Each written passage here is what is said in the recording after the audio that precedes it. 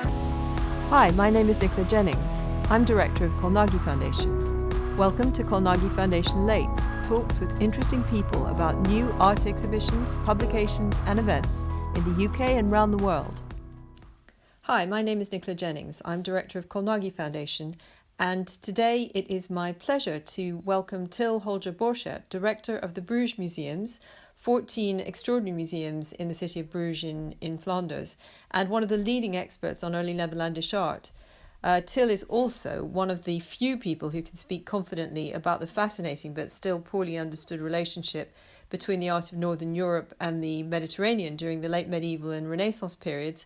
But today, he's going to talk to me about the exhibition he recently curated in Ghent, Van Eyck and Optical Illusion, which was sadly shut now, but was an extraordinary, once-in-a-lifetime even, exhibition, which brought together the largest number of paintings by Van Eyck ever, and also featured the newly restored outer panels from the Ghent Altarpiece, which are amazing and really worth going to see when they are reinstalled in Sint-Baafskathedraal in Ghent in due course. So without further ado, Till, welcome. Thank you very much, Nicola. The bad news first. Yesterday, the Alderman of Tourism of Ghent announced, together with the Alderman of Culture, that the exhibition will not reopen again. So that's pretty much it.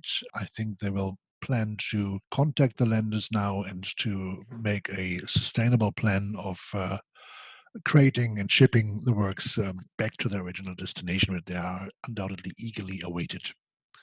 Well, that's very sad, because I could see there were loads of people that wanted tickets, and not all of them, I think, got them. But I'm very grateful, as I say, that I did. Yes. Anyway, Till, tell us about the genesis of the exhibition. Well, the genesis of the exhibition has to do with the fact that, a few years ago, 2012, the decision was made to start the restoration of the Ghent Altarpiece. That came as a consequence of monitoring the climatic situations of the chapel and where the Ghent Altarpiece was displayed in, and the project, which was co-financed by the Getty and different funds and done with the KIK IRPA and my friend Ron Spronk, to do an extensive infrared campaign and a extensive X-ray campaign. So actually to see what the status of conservation of the piece was. It was then, after some deliberation, decided to start a conservation treatment. And while this was going forward, of course, the interest in Van Eyck soared, especially in Flanders. And so in 2017, there was an announcement that Tourism Flanders would sort of bring in a new program called Flemish Masters 2018-2020, whereby the idea was that the tourism board would sort of cross-subsidize museums to make exhibitions. 2018 was all about Baroque and Rubens, focusing on Antwerp.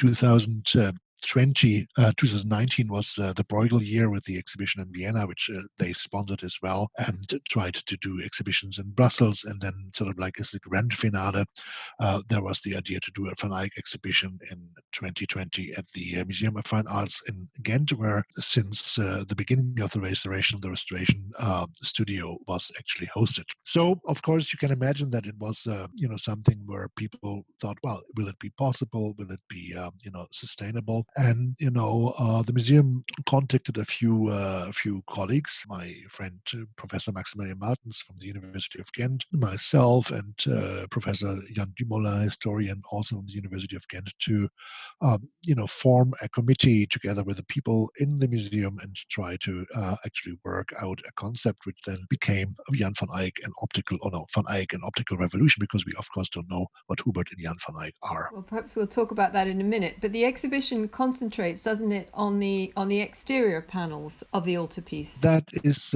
true, and that is the chance. And to be honest, I was a little bit skeptical about that, because the panels of the Ghent Altarpiece are just simply the biggest panels that survive from Van Eyck, and of course most of them are tiny. So as an exhibition maker, you're always skeptical, sort of like, how will it work? Will there be enough material? How do monumental pieces react with small scale works? But in the end, we used the panels of the exterior as a kind of thread throughout the exhibition, sort of like focusing on different themes which were explained there, and sort of like scatter the exterior in different rooms so people could look and compare them with relevant pieces that were lent from museums in Europe and the United States. I might just add, for any viewers that haven't actually been to Ghent and seen the altarpiece in situ before it was under restoration, that it is massive. I mean, it's huge. It was built for a chapel, which is in a full height Gothic cathedral. Yes, and it's really big. And I think by looking at it, you already sort of like asked what was the inherent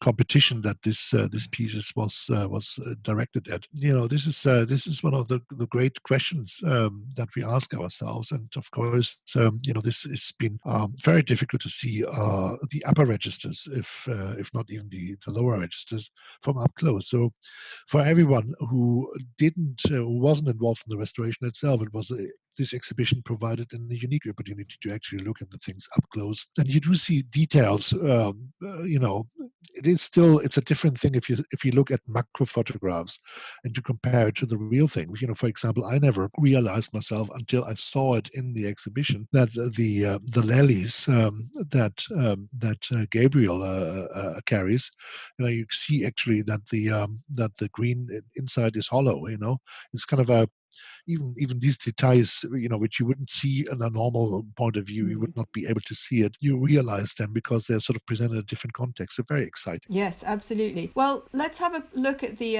altarpiece as a whole now, and perhaps you could tell us something about the physical history, because it has an extraordinary physical history, this altarpiece. So this is the interior of the altarpiece. That is the interior, and as you know, this is kind of an interesting piece because, you know, it consists of different panels in every kind of size and space. So early on, people thought it may be actually two compound pieces which were put together, a theory put forward by Erwin Panofsky.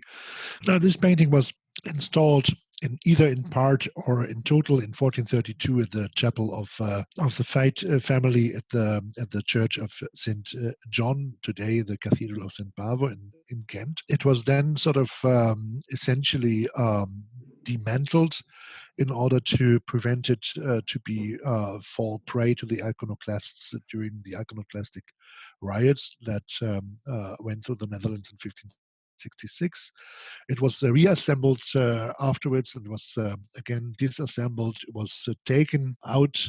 The Adam and Eve were removed from the altarpiece because at some point they were thought to be not adequate for churchgoers anymore. Then the Napoleonic occupation, the Ghent Altarpiece of panels of that were actually transported to the Louvre, where they were seen by Friedrich Schlegel and the Bosserets and others.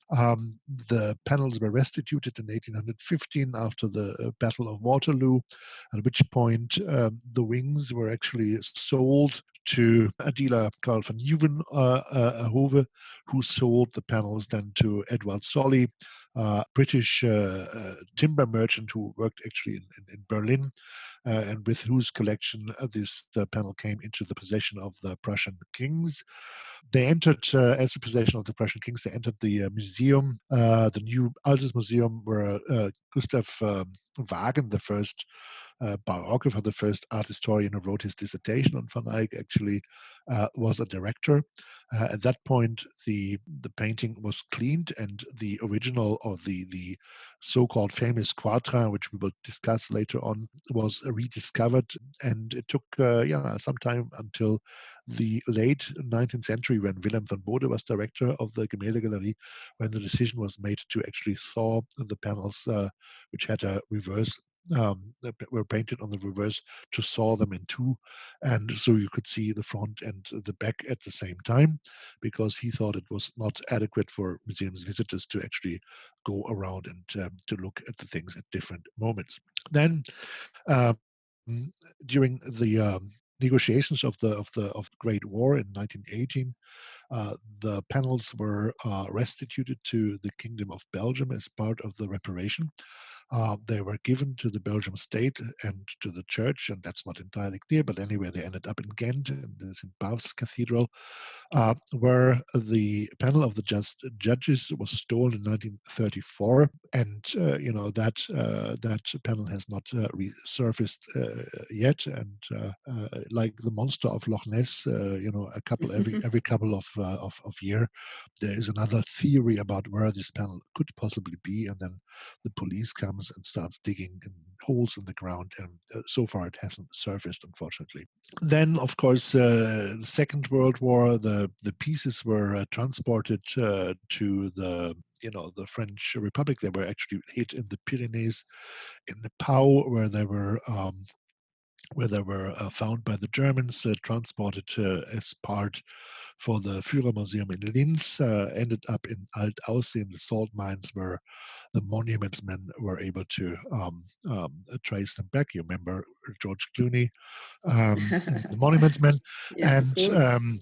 at that point, the paintings came to the Central Laboratory, the later Institut Royal Patrimoine Artistique, IRPA, where they were restored with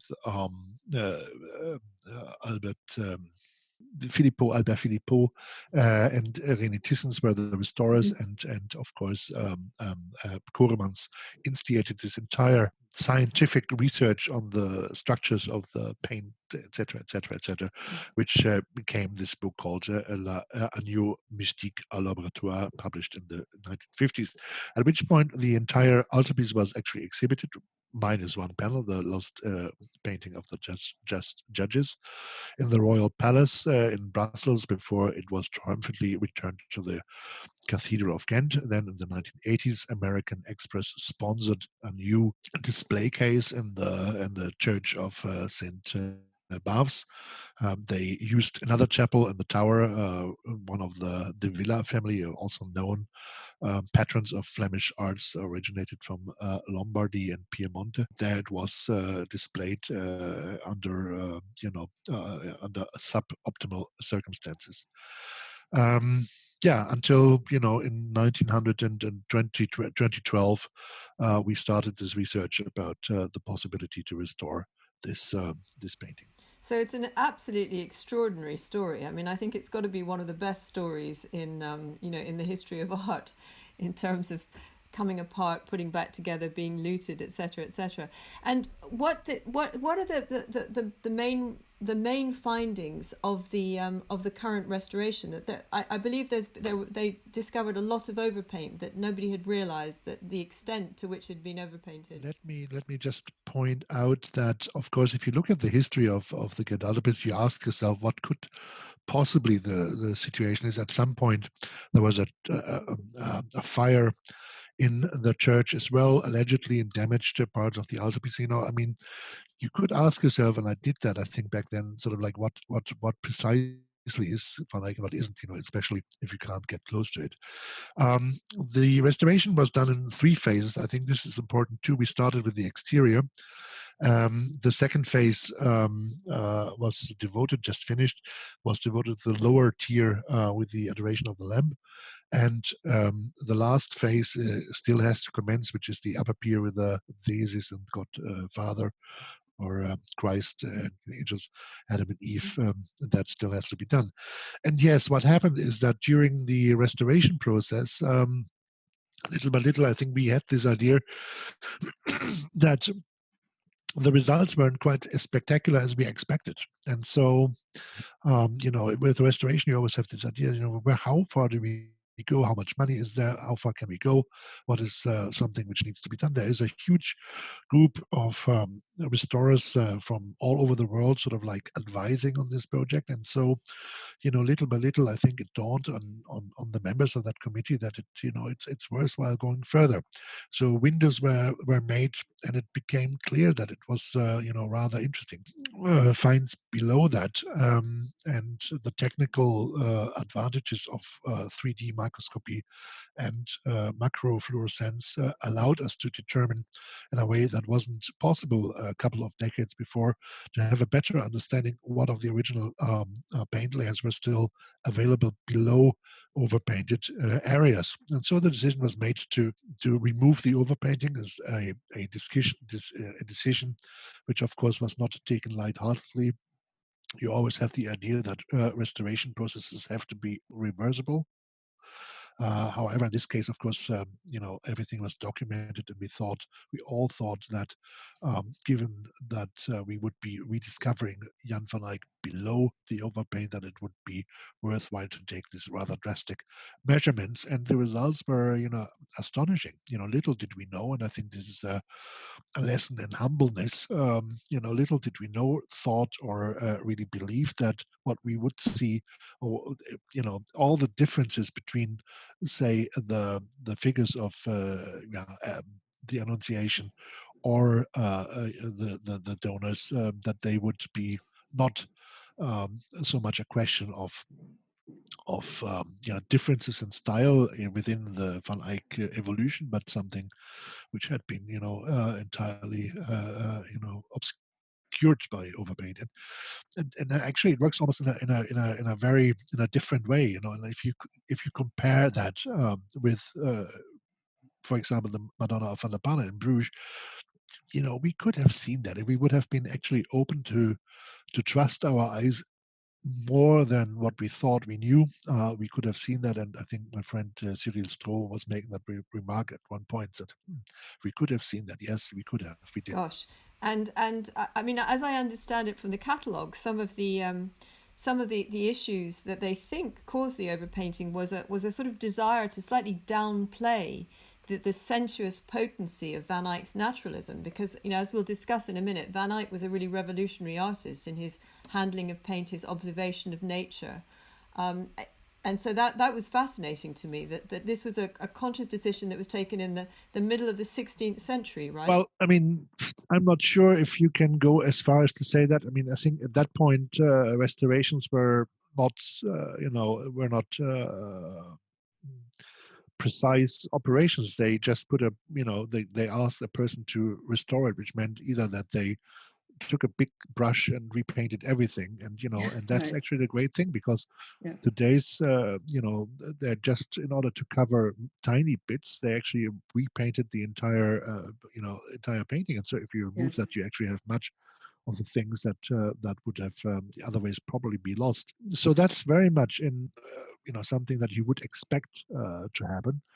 So you could call that a lack of respect, a lack of understanding, but it actually teaches us how people looked at the Flemish. It's sort of like one of the prime sources of understanding how the 16th century looked at Flemish primitives, how they looked at 15th century, what they saw, as opposed of what there was.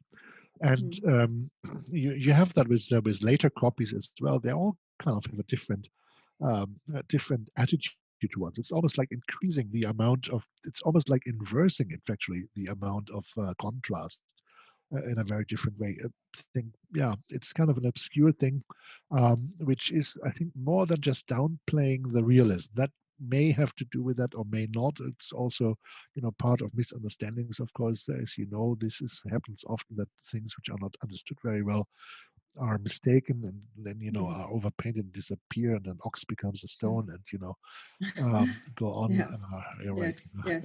Well, one of the ones, I'll just touch on this very briefly, that's been sort of the most famous result of the overpainting, perhaps, is the face of the lamb, the mystic lamb, in the middle. So in the middle you have the face, which is with these sort of very kind of human-like eyes and face, and then on the left you have the restoration, which is more kind of what a real lamb might look like in real life. Yes. So, but if you say the restoration, then we're talking about the old overpaint and not the current restoration, because the right image is the post-restoration image of the lamb gods as we see it now, where there is a alien kind of looking, slightly sinister lamb of God, sort of like sharing its blood and basically looking at you, as only Humphrey Bogart could back then.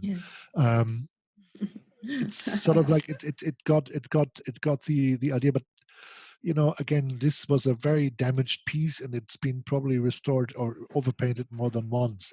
It got a lot of attention because the idea was, this is a very conscious sort of like almost censorship which happened, sort of like that would sort of like be in par with the discussions at theological discussion which took place during the Calvinist versus Counterformatic period. And that may be the case, but I think it's also very useful to look at older lamps in older paintings and to see what kind of pictorial traditions even amazing painter like Jan Van Eyck comes from, to Yes. understand that this lamp as we see it today and has been restored to its former glory is far more similar to depictions in bestiaria of the period than, of course, the 16th century lamp, which it's very unsharp to begin with. But as you know, it got a lot of attention because it also has this kind of alien, quality to it. That, of course, that lets people speculate or smile, and so it got a lot of social media attention. Yes, sure. Well, let's move on now to the question of the quatrain, which you alluded to before, which is the whole question about Hubert and Jan Van Eyck. Friedlander once wrote that, I think I should try to quote that accordingly in the how you call that in German. It's sort of like der Vierzeiler hat der Kunstgeschichte irgendwie die größte Blamage bereitet, die es je gegeben hat. So it's actually the biggest embarrassment that art history ever had to face, and it had to face many, according to Friedlander, because it speaks about the painter Pictor Hubertus Eyck, and calls Jan van Eyck the second in art.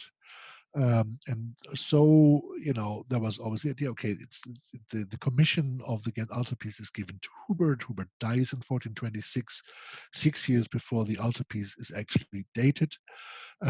It's finished by Jan van Eyck, who is second in art, but it's impossible to distinguish between Jan and Hubert van Eyck in this altarpiece. You can say, okay, but the figure of the exterior and the figures of the upper tier in the altarpiece are far bigger, they're more monumental.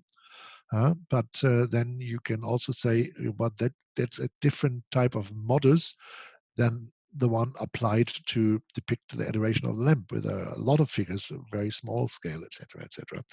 So, this presented, still presents, I think, some serious business, because even within the restoration, it has not been able to find clear traces of, okay, this is new, very, very different from what, this part is very different from another part, and we can say, okay, this part is this artist, this part is that artist.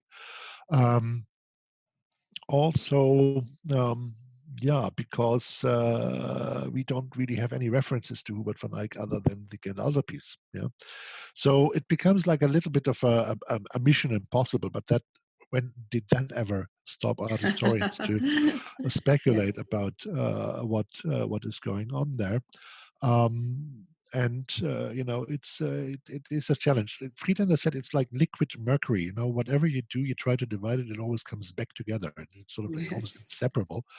I still stand to the idea. I always thought that one of the ideas to understand the inherent impossibility to divide hands in a proper way in the Ghent Altarpiece of other works by Jan van Eyck is that the tradition that the Eyck brothers came from was still the medieval workshop, which meant that this was not the work of an individual per se, but it was like a collective style. It's like the big cathedrals. There were a lot of masons working there, working after specific designs. And the one thing that they were very trained at was actually to emulate the style of the masters to perfection. And whenever they did their own thing, they looked very different. But when they were painting for Jan van Eyck, they looked as Jan van Eyck or as Hubert van Eyck. So the idea of a collective style comes very much into being. And a few actually in the preparation of the altarpiece, I started, because what I should say, there was also the discussion that in fact this inscription may have not been the original description. It may be something added later. This is something that among others Emil Renders proposed. It was taken up by Volker Herzner a few years ago, who kind of always had the idea that Hubert van Eyck didn't exist. It was a figure made up by 16th century local historians who wanted to elevate Ghent, to the level of Bruges as the place of origins of the Flemish primitives. Of course, that's impossible. and sort of like doubted that this inscription was actually original. Now the restoration has confirmed beyond doubt that what we see there, which is not always very easy to read, is essentially an original description. So we have to take it into account, an original description which is also contemporary to the rest of the frame. And the frame, as you can see here, really wonderfully, it's part of the pictorial concept. So if you look at the upper tier, you see the frame casts shadows into the pictorial space, and that's sort of like one of the superb, wits of Van Eyck in terms of like enhancing or actually sort of like tearing down the borders between reality and the pictorial space. When it comes to the inscription, however, which is at the very bottom of that altarpiece, you have to kind of ask yourself, what is the function of the inscription? And part of the function actually is a commemorative idea of guaranteeing the memoria of the person who actually donated this altarpiece, Jodokus Veit, who actually asked us to collect Vosse, asked us to praise with him. So there is this commemorative function, and of course, if you think about from the functional point of view, what is the purpose of such an inscription, and it has a memorial function, you may ask yourself if the name Hubert van Eyck, a better who was never known, is actually inserted by the painter Jan, who wants to guarantee the memory of his brother, who at that point, when the inscription is made, already is deceased. So at the moment when the altarpiece is installed, the person who is in the biggest need of the memory and what comes with that is Hubert van Eyck, and this might be the reason that in a way of humility, the brother ensured the eternal aftermath of Pictor Hubert Eyck until this day. Who else would we know about Hubert van Eyck? Yes, absolutely. Well, thank you. That's a wonderful explanation. We'll maybe come back to the question of frames a little bit later, but let's go into the exhibition now. And this is one of the first rooms. So this is a tapestry, and a lot has been said about the importance of tapestry in particular, which was incredibly expensive, and material culture in relation to paintings. And I think you have particular ideas about this. I always have particular ideas, not only about this, but now the idea was in this exhibition that we wanted to do two things. We wanted to kind of contextualize the merits of Van Eyck, and part of that is actually to make people understand that panel painting is not the only and by far not the most prestigious artistic medium of its time, and that tapestries are, in terms of their mobility, in terms of their cost production, etc., are, media which are far more important. Back then, they were exported all over Europe. They were sought after. This was an industry which was heavily guarded, and many people, including our friend Alfonso Magnanimo, tried to steal the technology and to install this industry in their realms as well. So yeah, we have a few examples of that in the exhibition, these were the introductory rooms. So we had documents. We had the documents that referred to Jan van Eyck. We had the court culture. Right. Shall we go into the rest of the exhibition, into the panels now? So this is the first room with the panels themselves that one encounters, and there ahead, if you look at the left hand of the top left hand of the screen, you see Adam, who is from one of the inner panels, but perhaps you would speak about Yes, them. and these were actually two panels which were, the exterior had been restored, the interior were not restored. These are the only panels which are actually not split, although they were painted from the front and back. So this is still the original concept. They are actually belonging to the Royal Museum of Fine Arts, but they are on perpetual loan to the fabric of the church wardens of Sint-Baafs. And it was like the beginning of the altarpiece. So we wanted to put the human body um, uh, in focus. And of course, this is an amazing, piece. It's sort of like it's contemporary to um, the uh, the Brancacci Chapel, where you have very similar figures, etc., etc.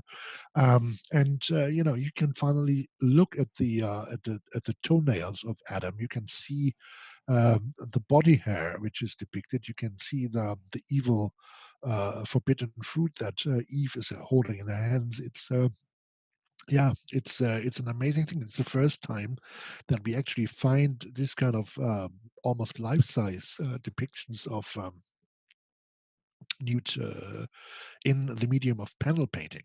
So, of course, you had earlier depictions in 13th century, etc., in the medium of sculpture, but this is the first time that it actually comes into being in panel painting. What happens immediately is that Jan van Eyck sort of like obsessively crosses the boundary. So because he's sort of like putting Adam and Eve in a niche, but they're both actually moving out of the niche, and sort of like he is enhancing that idea of people coming alive, getting out of the niche by sort of letting us look at the toenails of Adam, which are actually looked from behind. But the same goes for Madame Eve, who, as you can see, sort of like in a way, still refers to classical models like the Venus Boudica as well. But it takes us really the way that they're painted, the way that they come alive to us. That really takes us to the heart about what's so unique and important about Van Eyck, doesn't it? This amazing technique, this extremely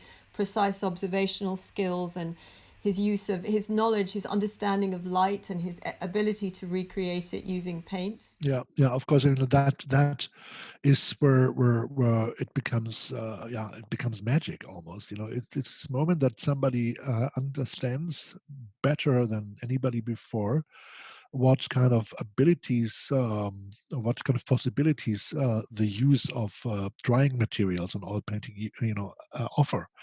And to understand that the way to incorporate light into actually it's the first time that light becomes like a constituting factor in the display of things. It's sort of like light is part of what is shown. And of course, there are many sort of like theological connotations to what as well. But it's just, that enables something entirely different. If you look at Mary, the Annunciata in the chamber, you see how Jan van Eyck actually sort of like puts the silhouette of the window against the dark wall. See, it's sort of like there is somebody who's very observant about the quality of light, and that this is something which it enhances the the depiction greatly. The other, is of course that it enables him to simulate the plasticity of the objects in a hitherto non-achieved form. I mean, if you look at Melchior Bruderlam and co, these are fantastic painters, etc. They are really very able, very conscientious, very detailed, obsessed. But here it becomes a different quality. It's somebody who understands that, who has a clear idea what he wants to do, namely to create a three-dimensional space which is credible to the eyes, and also has the ability to do so, and sort of do so in a way which is, if you start analyzing it, it's not realistic, but which appears to us realistic, and because we have the idea we would be able to see a virgin in her chamber like this, if we ever actually sort of identify with Saint Luke or others and get a Marian version outside of Lourdes, then we could probably see somebody like that, and that's sort of like the great miracle, the enigma, if you want to, of Van Eyck. We can come back to that in a minute, but let's talk a little bit about why, what it was that enabled him to reproduce these effects of light and reflection and skin and hair and extraordinary textures.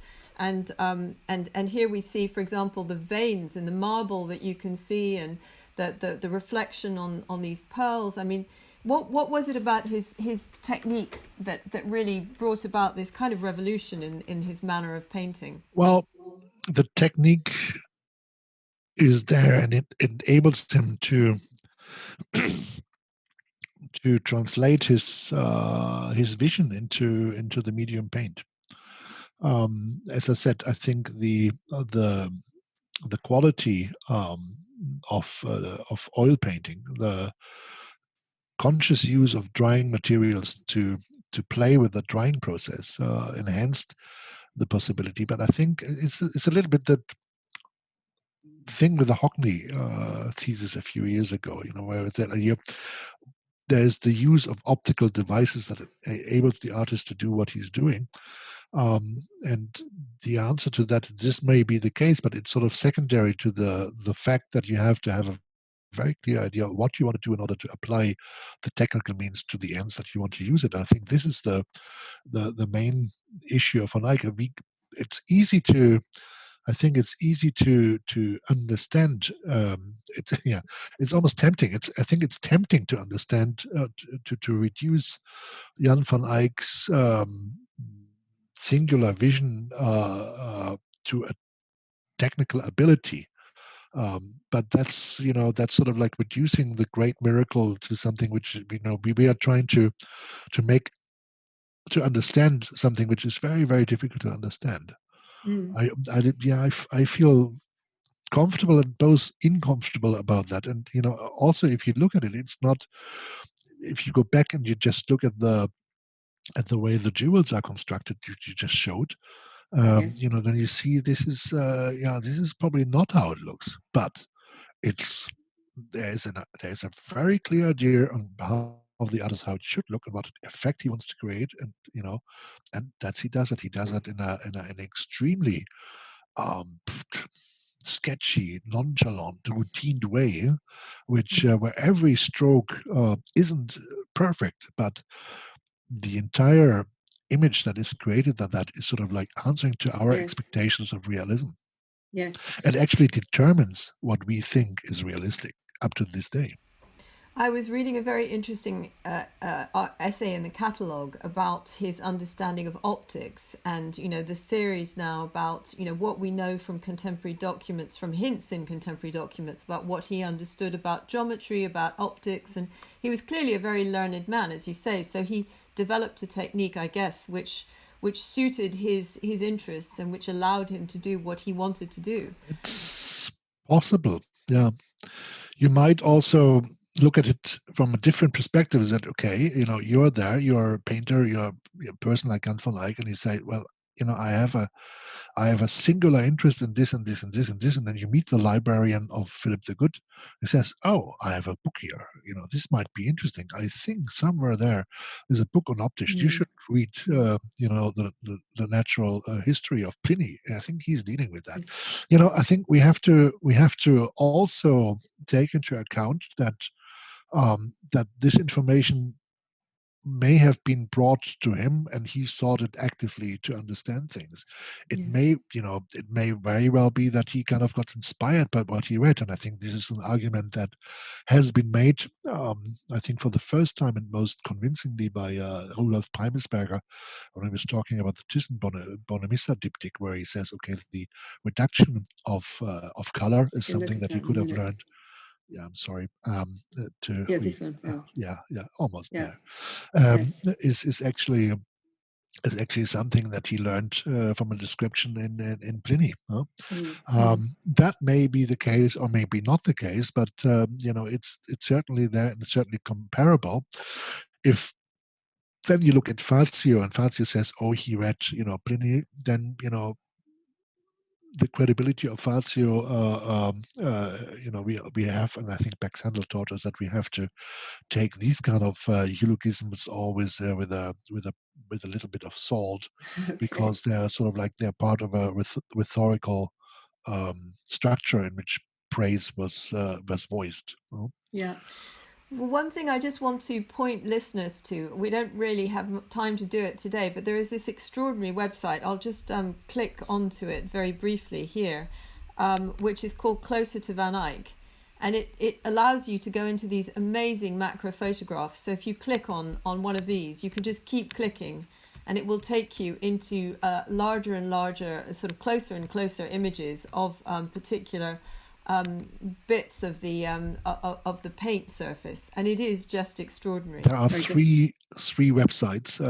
They're all kind of connected. This, what you show now, is the legacy website, which is actually the documentation that was done before the restoration. And just it's shocking if you see the things back then. And you have the Closer to Van Eyck website, which is devoted to the Ghent Altarpiece and its restoration. And we hope we will have the new material about the interior up there soon. And there's a part of that, which is actually a project done by the colleagues at the KIK IRPA, but also funded partially by the museums in Bruges, which is called the Verona Project Van Eyck Research in Open Access. And that is, if you click into further works by Van Eyck, you will see all other works by Van Eyck in high resolution images, infrared, macro photography, etc., etc. It's an astonishing thing to do, especially if you have nothing else to do because you can't move out during a lockdown. You can actually re-access Van Eyck big time. Well, even if you have many other things to do, I recommend it because it is so extraordinary.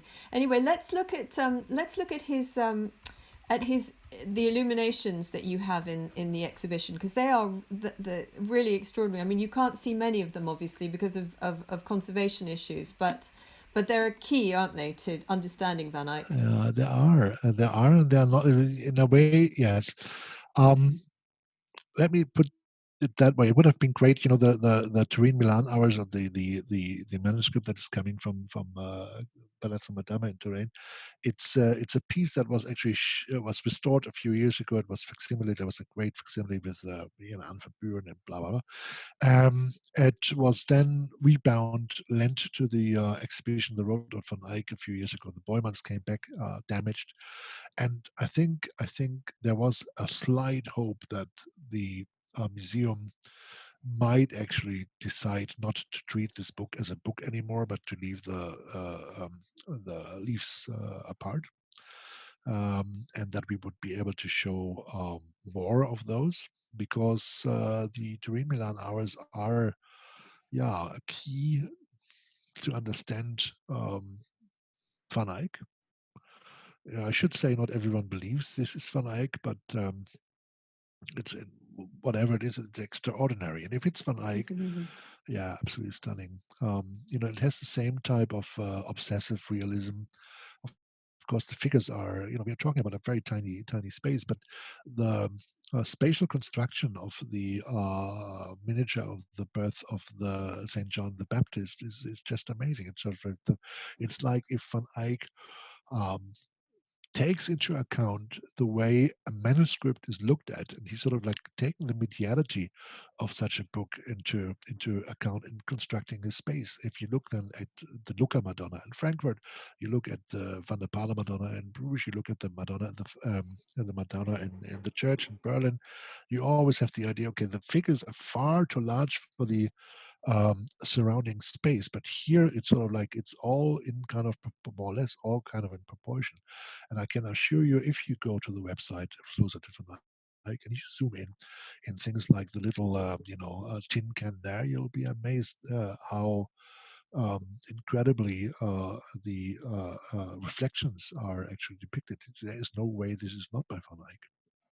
It's amazing, and I put this other slide up here from the exhibition of the Master Guibert de Metz, just to give the listeners an idea of the context of why Van Eyck's work is so amazing. I mean, there were great painters around, but it was nothing like what he was doing. Yeah, and if these great painters which were around were lucky, and they got a glimpse of what Van Eyck was doing, then they started to change a little bit what they were doing as well, and it becomes very exciting. And I think in a way the exhibition, I think what the exhibition Optical Revolution added on top of the opportunity to look at the different panels by Jan Van Eyck was actually to bring all the relevant material in terms of manuscript illumination into the exhibition. Now, it was, of course, chattered in different rooms because of the iconographic, if you want to, sequence that was chosen because of the exterior of the Ghent Altarpiece.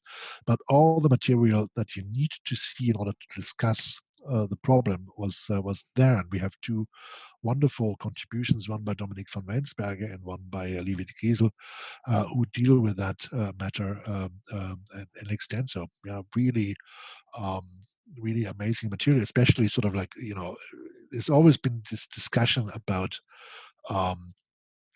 that Jan van Eyck doesn't really have followers in panel painting, and that's kind of true if you compare that certainly to Rogier van der Weyden, who is extremely influential. But much of what happens, much of the models that we used, they form kind of a repositorium, like a assembly of models. And I think that Turin Milan hours are, in that point of view, extremely, extremely important. And you find then generations with the Langertok hours, with Lieven van Latham up to the famous Grimani Breviarium. We find Eichian compositions at the core of these later manuscript illuminators. Well, we haven't got too much time left, so let's quickly look at just a few of the other pieces. I mean, there is the extraordinary St. Barbara, which is another problem. It's sort of like it's a painting which shows Barbara in front of a Gothic tower, which is in full building. It's sort of like it's one of the major depictions of a late Gothic building site, if you want to. Much discussion has been spent over the fact, is it a finished painting? Is it unfinished painting? If it's an unfinished painting, how detailed was the underdrawing? Would we pick it up if it would be, overpainted? If it's unfinished, what do we make out of the inscription and the frame? Johannes van Eyck feeds it, and then a date 1400 and or was it again 1437? Why the painting is not finished?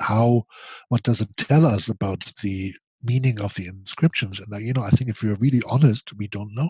We might have ideas about that, but we can't be sure if that's the case. I mean, we also have to consider 1437 was a year where there were upheavals, and if you happen to be a supporter of the Duke of Burgundy, you probably better head it out of Bruges as quickly as possible, just to avoid to be killed. Yeah.